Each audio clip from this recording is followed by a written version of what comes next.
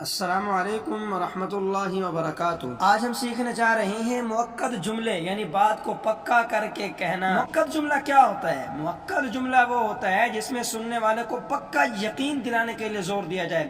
مقصد یہ ہوتا ہے کہ شک کی کوئی گنجائش باقی نہ رہے۔ آپ روزمرہ میں یہ انداز استعمال کرتے ہیں، مثلا میں نے کہا تھا نا یہ کام ضرور ہوگا، یا یہ بات 100% سچ ہے۔ عربی میں تاکید کے لیے چند خاص الفاظ اور علامات آتی ہیں، مثلا ان بمعنی بے شک، لام لام تاکید بمعنی ضرور، قد بمعنی تحقیق البتہ، نون ثقیلہ آخر میں آ کر ضرور کا مطلب دیتا ہے۔ تکرار، لفظ کو دہرانا۔ ترجمہ کرنے کا فارمولہ آسان ہے، پہلے جملے کا عام ترجمہ کریں، پھر تاکید والے الفاظ پہچان کر اردو میں بے شک، یقیناً، ضرور وغیرہ جیسے الفاظ شامل کریں۔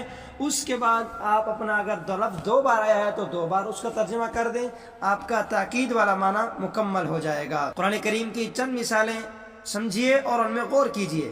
ان اللہ غفور الرحیم، اللہ غفور بخشنے والے ہیں، رحیم مہربان ہیں۔ اب انا کا معنی شامل کیا، اس کا ترجمہ ہو جائے گا بے شک اللہ بخشنے والے ہیں اور مہربان ہیں۔ دوسری مثال، وَلَسَوْفَ يُعْطِيكَ رَبُّكَ فَتَرْضَىٰ، وَلَسَوْفَ کا معنی ہے اور ضرور آپ کا رب آپ کو عطا کرے گا تو آپ خوش ہو جائیں گے۔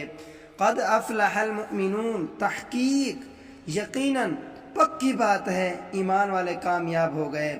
یاد رکھیں تاکید جملے پر اثر ڈالتی ہے، جیسے کسی بات پر مہر لگا دینا۔ کبھی ایک جملے میں ایک سے زیادہ تاکید بھی آ جاتی ہے اور یہ سننے والے پر گہرا اثر ڈالتی ہیں۔ اب آپ مشق کے چند جملے حل کیجئے۔ ان وعد اللہ حق کا ترجمہ کریں، قرآن سے قد والا ایک جملہ تلاش کریں اور اس کا ترجمہ کریں، اردو میں ایک مؤکد جملہ بنائیں اور سنائیں۔ اللہ پاک یہ صلاحیتیں دین کے لیے استعمال کرنے کی توفیق عطا فرمائے، آمین۔